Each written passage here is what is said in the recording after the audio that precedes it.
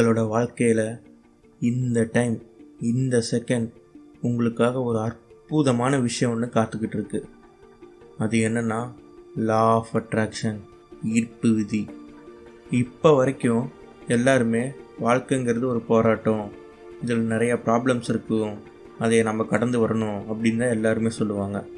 Law of attraction படி பார்த்திங்கன்னா அதையே தான் நம்ம அட்ராக்டிவ் பண்ணுவோம். இதை அப்படியே மாற்றுங்க. என் வாழ்க்கை எனக்கு ரொம்ப பிடிச்சிருக்கு, என்னோடய லைஃப்பில் நான் என்ன நினைக்கிறேனோ அது எனக்கு கிடைக்கிது, எல்லாமே இந்த யூனிவர்ஸ் எனக்கு கொடுக்குது அப்படின்னு நினைங்க.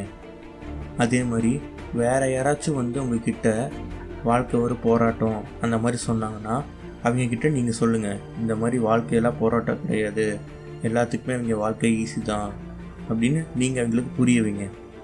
இன்னும் ஷார்ட்டாக சொல்லணுன்னா, நம்ம லைஃப்பில் எல்லா விஷயத்தையும் க்ரியேட் பண்ணுறதுக்கு யூஸ் பண்ணுற ஒரு டூல் தான் law of attraction. Hi viewers, நாங்கள் தான் பீஸ் பெட்டி. எங்களோட எய்ம் என்ன, இந்த லா ஆஃப் அட்ராக்ஷனை உலகம் முழுக்க ஸ்ப்ரெட் பண்ணணும். இந்த வீடியோ பார்க்குறதுக்கு முன்னாடி நாங்கள் ப்ரீவியஸாக அப்லோட் பண்ண 3 எபிசோடை பார்த்துட்டு இதை பாருங்கள்.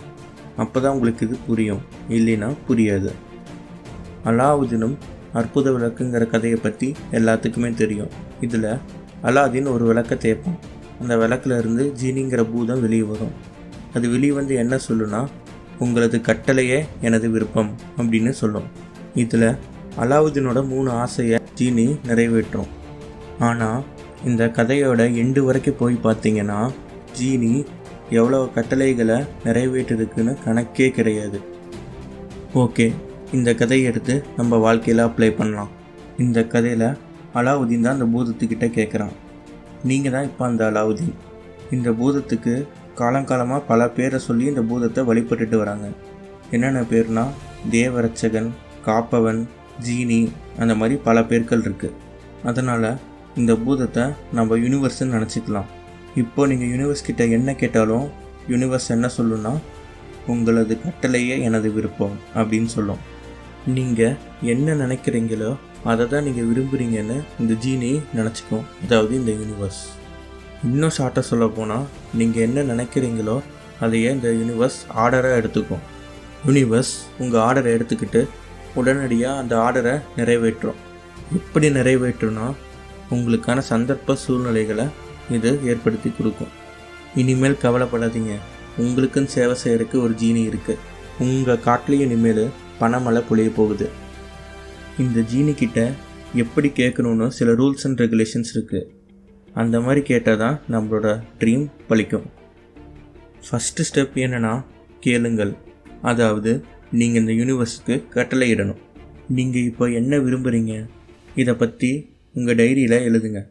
எழுதுறதுக்கு முன்னாடி நான் இப்போ ரொம்ப ஹாப்பியாக இருக்கேன், நான் ரொம்ப கிராட்டிடியூடாக ஃபீல் பண்ணுறேன், இதையை ஃபஸ்ட்டு எழுதிட்டு அப்புறமேட்டு உங்களோட விருப்பங்களை எழுதுங்க.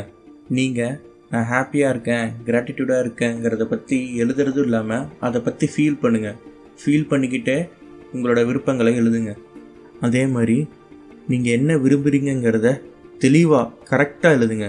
ஃபார் எக்ஸாம்பிள், எனக்கு ராயல் என்ஃபீல்ட் பைக் வேணும் அப்படின்னு மட்டும் நான் மொட்டையாக எழுதுனா இந்த யூனிவர்ஸ்க்கு அது கிளியராக போய் சேராது. நம்ம என்ன எழுதணுன்னா, எனக்கு ராயல் என்ஃபீல்டில் standard 350cc black colour Bullet bike வேணும் அப்படின்னு நம்ம எழுதணும். இன்க்ளூடிங் உங்கள் வண்டியில் என்னென்னலாம் ஆல்ட்ரு பண்ணுவேன்னு நினைக்கிறீங்களோ அதையும் எழுதணும். என் வண்டி இப்படி தான் இருக்கணும், இந்த மாதிரி தான் இருக்கணும் அப்படிங்கிறத நீங்கள் எழுதணும். இன்க்ளூடிங் உங்கள் வண்டி நம்பரை கூட மென்ஷன் பண்ணணும். நீங்கள் நினைக்கிற விருப்பத்தை இந்த மாதிரி இவ்வளோ கிளியராக எழுதணும். அப்போது தான் இந்த யூனிவர்ஸ்க்கு நீங்கள் என்ன நினைக்கிறேங்கிறது கிளியராக புரியும். நீங்கள் இதை இவ்வளோ ஃபீல் பண்ணி எழுதுகிறப்ப ஃப்ரீக்வன்சி மூலிமா நீங்கள் நினைக்கிறத இந்த யூனிவர்ஸுக்கு டிரான்ஸ்மிட் பண்ணுவீங்க. ஒரே ஒரு முறை உங்களுக்காக இதை நீங்கள் ட்ரை பண்ணி பாருங்கள், கண்டிப்பாக எல்லாமே நடக்கும். ஸ்டெப் 2 என்னென்னா நம்புங்கள். நாம் நம்பணும். நீங்கள் என்ன நினைக்கிறீங்களோ அது உங்களுக்கு கிடச்சிருச்சு, இது என்னோட பொருள் அப்படின்னு நீங்கள் ஒரு அசைக்க முடியாத நம்பிக்கை வைக்கணும். உதாரணத்துக்கு, நான் ராயல் என்ஃபீல்ட் ஸ்டாண்டர்ட் 350 பைக் நினச்சேன்னா அந்த பைக் இப்போ என் கையில் இருக்குது, அந்த பைக்கை இப்போ நான் ஓட்டிகிட்ருக்கேன். அந்த மாதிரி அசைக்க முடியாத நம்பிக்கை வைக்கணும். நீங்கள் எவ்வளோ ஸ்ட்ராங்காக நீங்கள் நம்புறீங்களோ அவ்வளோ சீக்கிரமாக நீங்கள் நினைக்கிற பொருள் உங்கள் கைக்கு வந்து சேரும். நீங்கள் என்கிட்ட கேட்பீங்க, எப்படி ஒரு இல்லாத விஷயத்த நான் நம்புறது அப்படின்னு. எப்படி நம்பணும்னா, ஒரு குழந்தைய மாதிரி கண்மூடித்தனமாக நம்பணும். ஃபஸ்ட்டு டைம் இது உங்களுக்கு ட்ரை பண்ணுறதுக்கு கொஞ்சம் கஷ்டமாக இருக்கும். ஆனால் இதை நீங்கள் ரொட்டீனாக பழகிட்டிங்கன்னா உங்களுக்கு இது ரொம்ப ஈஸியாக இருக்கும். இந்த ஸ்டெப் ரொம்ப இம்பார்ட்டண்ட்டான ஸ்டெப்பு. உங்களுக்காக இந்த யூனிவர்ஸே அதோட இருப்பிடத்தை மாற்றிக்கும். இந்த ஃபஸ்ட்டு 2 ஸ்டெப்பையும் கண்டினியூவாக டெய்லியும் பண்ணிக்கிட்டே இருங்க. ஆனால் ஒரு நாள் ஃபீல் பண்ணுவீங்க, நான் என்னோடய விருப்பங்களை கண்டினியூவாக நினச்சிக்கிட்டு தான் இருக்கேன், ஃபீல் பண்ணிக்கிட்டு தான் இருக்கேன், நம்பிட்டு தான் இருக்கேன், ஆனால் எனக்கு எதுவுமே நடக்கலை, அந்த மாதிரி நினச்சிக்கிட்டு இதெல்லாம் பொய்யாட்டக்கு அப்படின்னு நீங்கள் நினைப்பீங்க. தயவு செஞ்சு அந்த மாதிரி மட்டும் எப்பவுமே நினைக்காதீங்க. அதுதான் 3rd ஸ்டெப், பெறுதல்.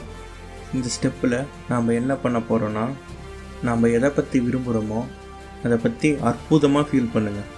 நீங்கள் நினைக்கிற பொருள் உங்கள் கைக்கு வந்தால் எப்படி ஃபீல் பண்ணுவீங்களோ அதை விட டபுள் மடங்கு ரொம்ப சந்தோஷமாக மன திருப்தியாக ஃபீல் பண்ணுங்கள்.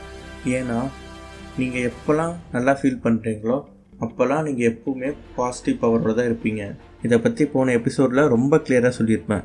நீங்கள் இந்த 3 ஸ்டெப்ஸையும் ஃபாலோ பண்ணுறப்ப எப்பவுமே பாசிட்டிவ் தாட்ஸோட மட்டும்தான் இருக்கணும். நெகட்டிவ் தாட்ஸை உங்கள் மைண்டிலேருந்து பிளாக் பண்ணிடுங்க. இந்த 3rd ஸ்டெப்புக்கு என்ன எக்ஸாம்பிள்னால், நான் ராயல் என்ஃபீல்ட் பைக் வேணும்னு கட்டளை இட்டேன், அதை என்கிட்ட இருக்குன்னு நம்பினேன். இப்போ நான் அந்த பைக்கை என்கிட்ட கிடச்சோன்னே ஃபஸ்ட்டு என்ன பண்ணுவேன்னா, நான் ஒரு ட்ரிப் போவேன். எப்படி என்னோடய பைக்கில் ட்ரிப் போவேங்கிறத பற்றி நான் ஃபீல் பண்ணுவேன். இதை நான் கம்ப்ளீட்டாக ஃபாலோ பண்ணேன்னா கண்டிப்பாக எனக்கு ராயல் என்ஃபீல்ட் பைக் கிடைக்கும். இப்போ நான் சொன்னது உங்களுக்கு புரியலனா மறுபடியும் இந்த 3 ஸ்டெப்ஸை மறுபடியும் ப்ரிவ்யூ பண்ணி கேளுங்க. கேட்குறது மட்டும் இல்லாமல் இதை உங்கள் லைஃப்லையும் ட்ரை பண்ணுங்கள். அட்லீஸ்ட் ஒரு தடவையாச்சும் உங்களுக்காக இதை ட்ரை பண்ணி பாருங்கள். கண்டிப்பாக உங்கள் வாழ்க்கையில் நீங்கள் என்ன விரும்புகிறீங்களோ அது உங்களுக்கு கிடைக்கும். ஓகே ஃப்ரெண்ட்ஸ், இந்த எபிசோடில் எப்படி லா ஆஃப் அட்ராக்ஷனை ஸ்ட்ராங்காக யூஸ் பண்ணணுங்கிறத பற்றி உங்களுக்கு நான் சொல்லியிருந்தேன். உங்களுக்கு இதில் ஏதாச்சும் டவுட்டாக இருந்தால் கமெண்ட் பண்ணுங்கள்.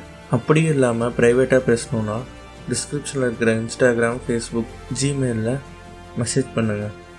இந்த வீடியோ உங்களுக்கு பிடிச்சிருந்துச்சுன்னா உங்களோட ஃப்ரெண்ட்ஸ் அண்ட் ஃபேமிலிஸ்க்கு ஷேர் பண்ணுங்கள். நெக்ஸ்ட் எபிசோடில் எப்படி உங்களோட கோல்ஸ் அடைய உங்களோட தாட்ஸை யூஸ் பண்ணணும்னு ரொம்ப டீப்பாக சொல்லிக் கொடுக்க போகிறோம். ஸோ இந்த வீடியோ உங்களுக்கு பிடிச்சிருந்துச்சுன்னா லைக் பண்ணுங்கள், ஷேர் பண்ணுங்கள், கமெண்ட் பண்ணுங்கள், சப்ஸ்கிரைப் பண்ணுங்கள்.